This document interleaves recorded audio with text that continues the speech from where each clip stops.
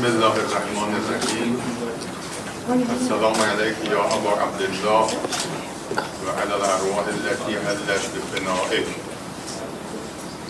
از شما عزیزان خیلی خیلی ممنون و متشکر هستم که در این جمع صمیمانه حضور پیدا کردید تا مطالبی رو با همدیگه انشاءالله به اشتراک بگذاریم. أرحب بكل الأخوة الأعزاء لحضورهم بهذا الاجتماع الودي لكي يوضعون بآخر التطورات. من در وهله اول باید از مرجعیت اعلی حضرت آیت الله سیستانی در نجف اشرف تشکر داشته باشم بابت بیانیه و موضع‌گیری صریحی که در ارتباط با تهاجم ناجوانمردانه رژیم صهیونیستی علیه کشور ایران داشت. قبل كل شيء اسمحوا لي في اولا انه اشكر المرجعيه العليا في النجف الاشرف السيد السيستاني حفظه الله دام ظله البارك باصدار بيانه وموقفه حول العدوان والاعتداءات الكيان الصهيوني على الجمهوريه الاسلاميه الايرانيه. و همینطور سایر مراجع اعظام در نجف اشرف، در کربلای معلا و سایر بلاد اسلامی و همینطور تشکر ویژه داشته باشم از دولت و مردم عراق و مردم کربلا که با تظاهرات‌های خودشون با اعلام مواضعی که از طرف دولت عراق و وزیر محترم امور خارجه عراق انجام شد در حمایت از جمهوری اسلامی ایران و محکوم کردن تجاوزات رژیم اشغالیه. وكذلك باقي المراجع العظام في محافظة نجف الأشرف وكربلاء المقدسة وكذلك العالم الإسلامي. وأشكر أيضا أتوجه بالشكر والتكريم إلى كل الأخوة حكومة وشعبا في جمهورية العراق الشقيق خاصة في كربلاء المقدسة وباقي المحافظات لقيامهم بالمسيرات وخاصة المواقف الرسمية التي صدرت عن الحكومة العراقية الشقيقة خاصة من الأخ الوزير معالي وزير الخارجية العراقية ندد فيها العدوان والاعتداءات العدو الكيان الصهيوني على الجمهورية الإسلامية الإيرانية. شما میدونید که بعد از انقلاب اسلامی در جمهوری اسلامی ایران سالهای متمادی هست که فشار می آورند بر علیه جمهوری اسلامی ایران و اون فشار هم در ارتباط با 2 یا 3 خاستگاه اصلی کشور عزیزمان هست و اون هم عبارت است از جمهوریت و اینکه مردم حرف ابتدا و انتها رو میزنند و استقلالی که ما داریم و استقلالی که نمیخواهیم این استقلال رو تحت شعاع هیچ کس دیگه و تحت فرمان هیچ قدرت دیگری قرار بدهیم و اون هم برگرفته از آیات کریمه قرآن هست در ارتباط با لا شرقیه و لا غربیه. طبعا كما تعرفون بعد انتصار الثورة الإسلامية المجيدة سنين طويلة نتعرض إلى ضغوط كثيرة ترتبط هذه الضغوط في نستطيع أن نلخص هذه الضغوط في 3 فقرات وهن أولا الجمهورية الإسلامية التي تأخذ صوتها وكلامها أولا وآخرا من الشعب نفسه. وثانيا الاستقلال التي تتمتع بها والسيادة التي تتمتع بها الجمهورية الإسلامية الإيرانية والتي لا تنصت إلى أي كلام خارجي. وثالثا المبادئ الإسلامية التي تنبع من القرآن الكريم ومبدأ أهل البيت عليهم السلام. فلذا ما در این چهارچوب حرکت کردیم و به حرکت خودمون هم ادامه خواهیم داد. بهانه‌های مختلفی رو امریکا، اروپا و قدرت‌های امپریالیستی غربی و بعضاً شرقی شروع کردند با تجاوز نظامی در طبس که به قول قوه الهی به شکست انجامید و بعد جنگی که صدام رو مجبور کردند که به ایران تجاوز بکنه، محاصره اقتصادی و در انتها و در حال حاضر هم موضوع هسته‌ای صلح‌آمیز ایران رو بهانه‌ای قرار دادن برای کوبیدن و برای تجاوز به کیان اسلامی جمهوری اسلامی ایران. طبعا من هذا المنطلق ومن هذا الإطار استمرت الجمهورية الإسلامية الإيرانية في نهجها وسوف تستمر إن شاء الله. والحجج المختلفة التي يمارسها الأمريكان والغرب أوروبا وحلفائهم ومن خلفهم للقضاء على هذه الأمور، والحمد لله والشكر لحد الآن استطعنا أن نقضي على جميع هذه الخطط والمخططات، منها الحرب العراقية الإيرانية التي أجبر عليها صدام بالهجوم على الجمهورية الإسلامية الإيرانية، وفيما بعدها خطط كثيرة، وآخرا الحجج التي توكلها الأمريكان حول ملف النووي السلمي للجمهورية الإسلامية الإيرانية. NPT یا پیمان منع گسترش سلاح‌های هسته‌ای در سال 67 توسط چند کشور به اصطلاح به امضا رسید و ایجاد شد و ایران دومین کشوری بود بعد از ژاپن که آمد و داوطلبانه عضو NPT شد و در جهت استفاده صلح‌آمیز از انرژی هسته‌ای گام برداشت. اتفاقية NPT التي عقدت في سنة 1967 لمنع استخدام الأسلحة النووية واستخدام الأسلحة النووية السلمية. فكانت بعد اليابان الدولة الثانية التي وقعت على هذه الاتفاقية وأصبحت أحد أعضاء هذه الاتفاقية كانت الجمهورية الإسلامية الإيرانية لاستخدام الأمور النووية في الأمور السلمية. تا حال حاضر هم بیشترین دوربین ها، بیشترین کنترل ها و بیشترین بازرسی ها از طرف آژانس بین‌المللی انرژی اتمی انرژی هسته‌ای در ارتباط با ایران انجام شده و تمامی زوایای کار و فعالیت های دانشمندان هسته‌ای ایران زیر ذره‌بین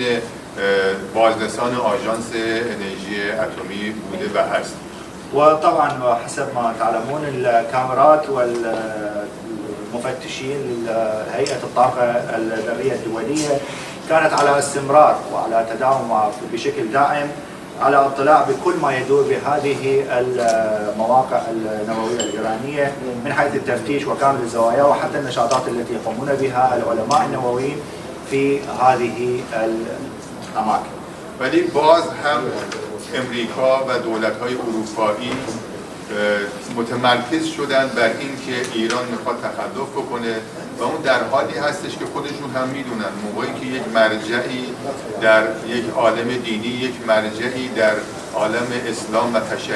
بیاد و یک فتوایی رو بده، اون فتوا انکارناپذیر هست و تغییرناپذیر و این فتوایی هست که حضرت آیت الله العظما خامنه‌ای رهبر کبیر، رهبر انقلاب اسلامی ایران فتوا دادن که ما به هیچ وجه به دنبال به اصطلاح ایجاد و تأسیس و به دست آوردن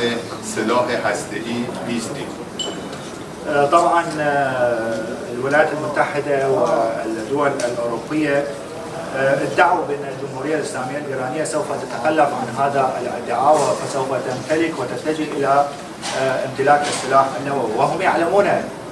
يعلمون ومتأكدين من ذلك بأن الفتوى الصادرة من المرجعية العليا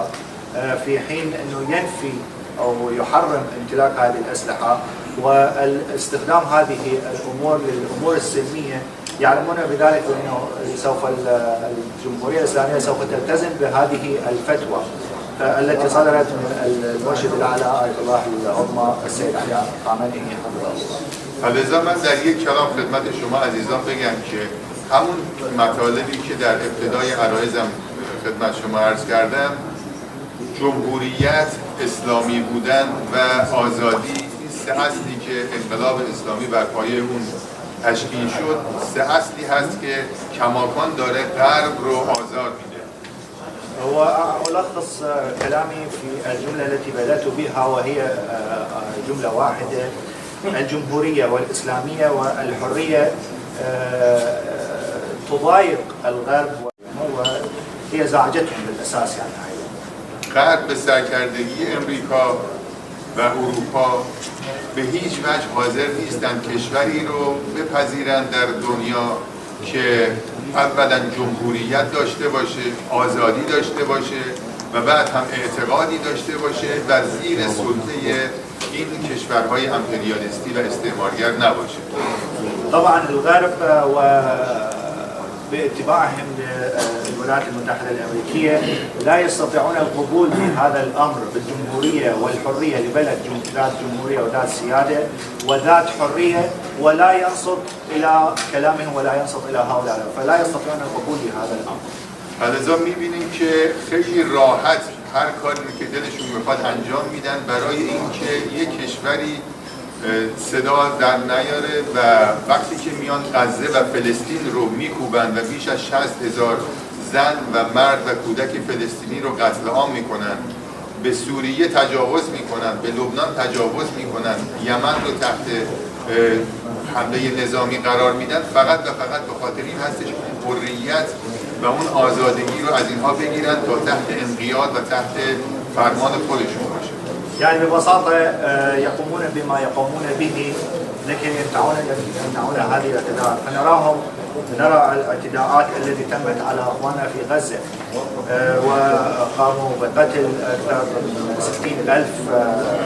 شهيد، لا راح اقل 60,000 شهيد بين نساء واطفال ومسلمين، وايضا يعتدون على سوريا ولبنان واليمن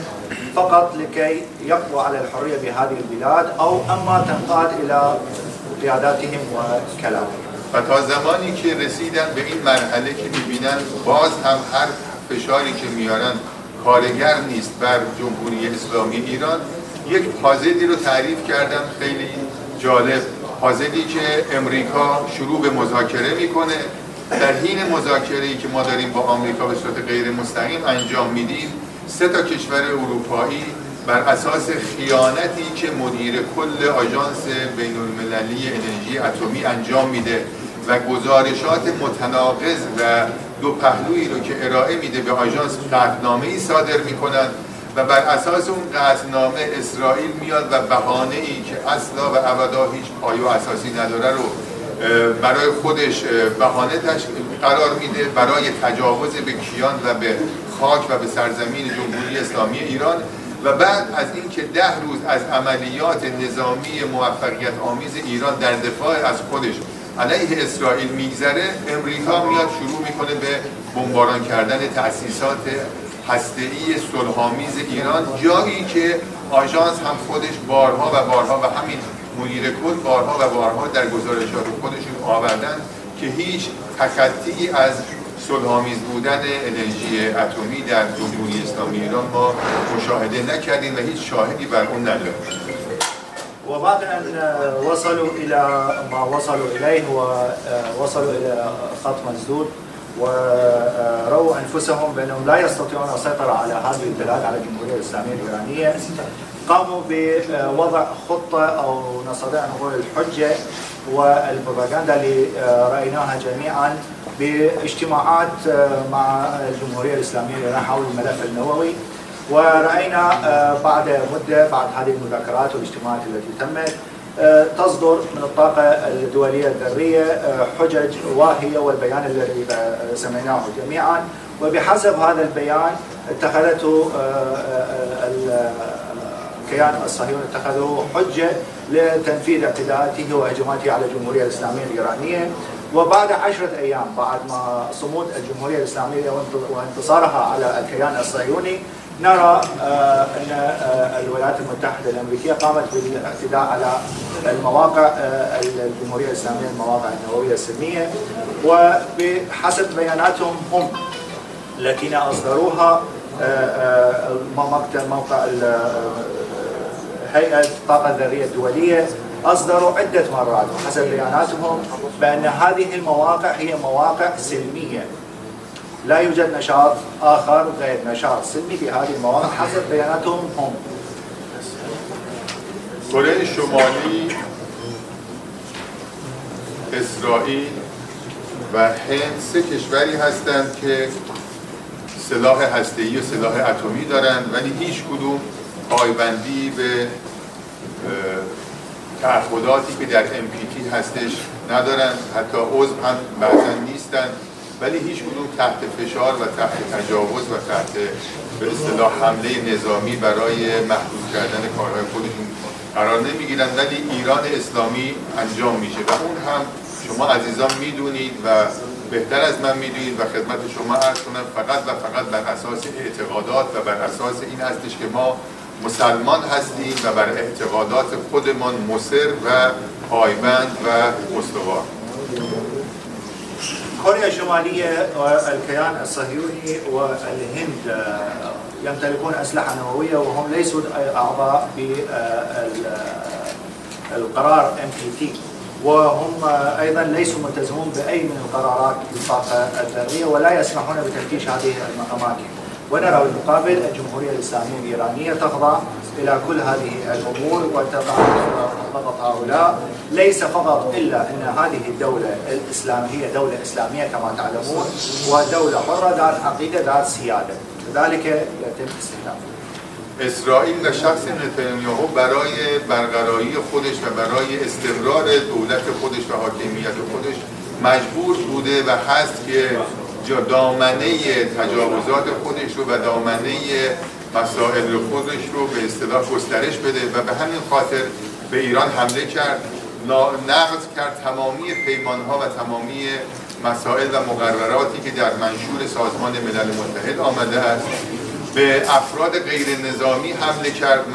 منازل مسکونی رو از بین برد، بیش از 20 طفل شیرخوار و طفل نونهاد رو از بین برد و به شهادت رسوند. افراد نظامی و دانشمندان ما رو که هیچ کدوم در اون زمان در حال جنگ و یا در حال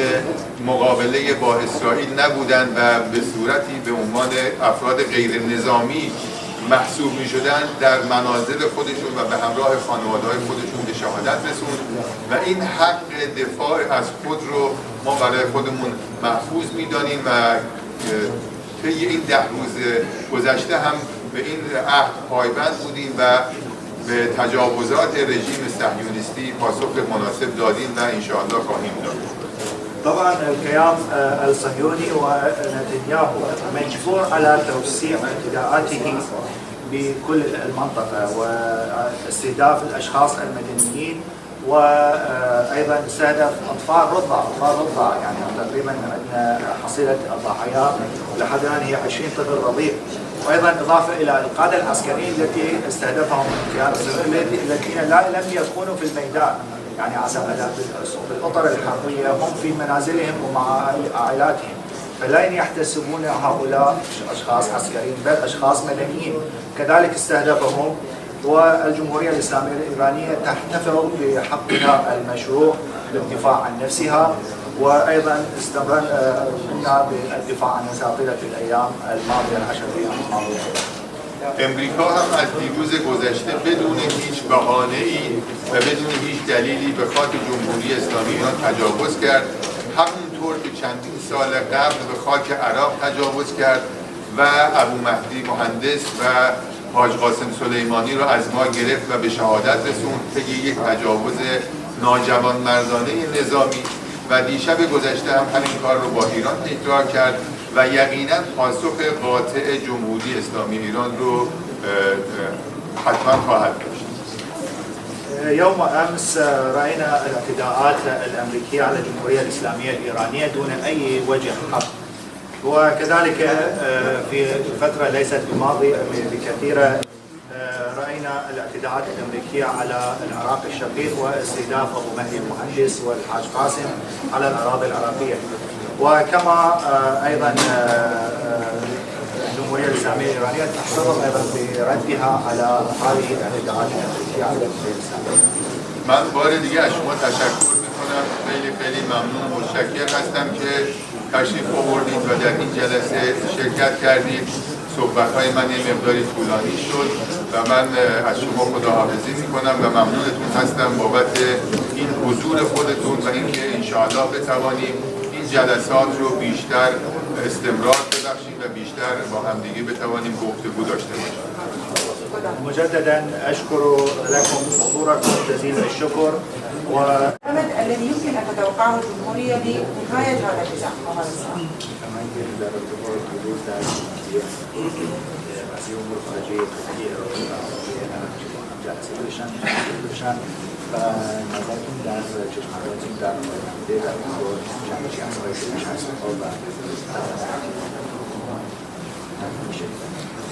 ما یک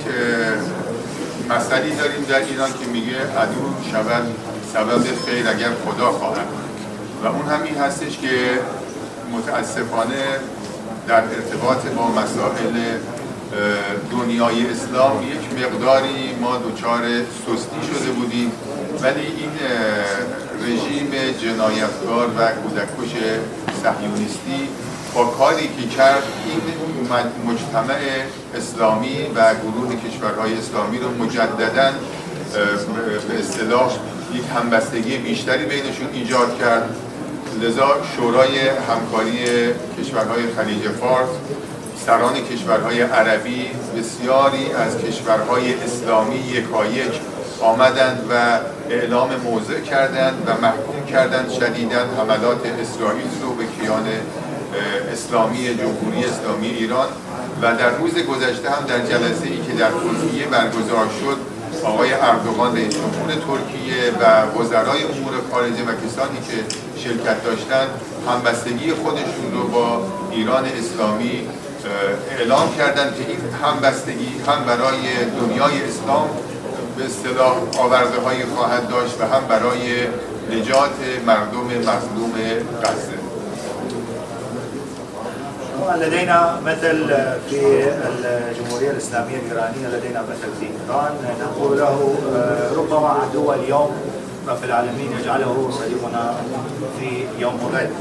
المجتمع الإسلامي كنا قد فقدنا في العالم الإسلامي أملنا أن يجتمع ويكون بيد واحد،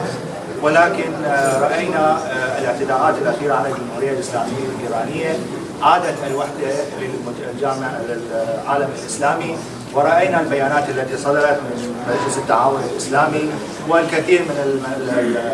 المؤسسات الإسلامية حول هذا الموضوع. نددت بالاعتداءات للكيان الصهيوني، هذا العدو الغاشم،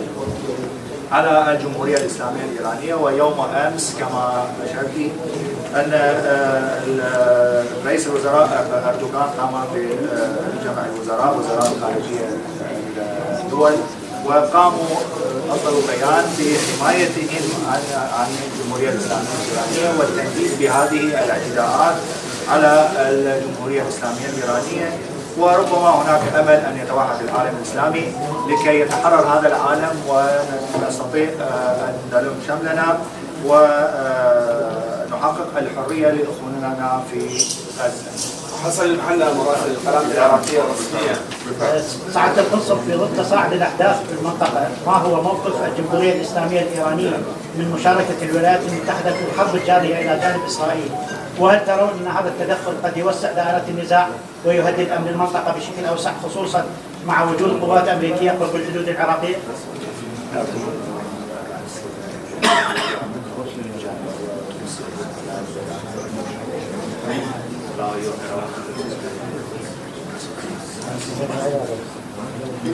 مسائل نظامی هستش که فرماندهان نظامی تحت اشراف قائد اعلی حضرت آیت الله خامنه‌ای خودشون تصمیم گیری خواهند کرد. ما امیدوار هستیم و دنبال توسعه جنگ نبودیم، به هیچ وجه دنبال جنگ هم نبودیم، دنبال جنگ افروزی هم نبودیم. این رژیم صهیونیستی بود که با حمله به غزه بیش از 60,000 کودک و زن و مرد رو آواره کرد و دستکشی را انداخت و به نقاط دیگه تجاوز کرد. امریکا هم بدون دلیل وارد خاک ایران شد و تجاوز کرد. آغازگر جنگ اونها بودند ولی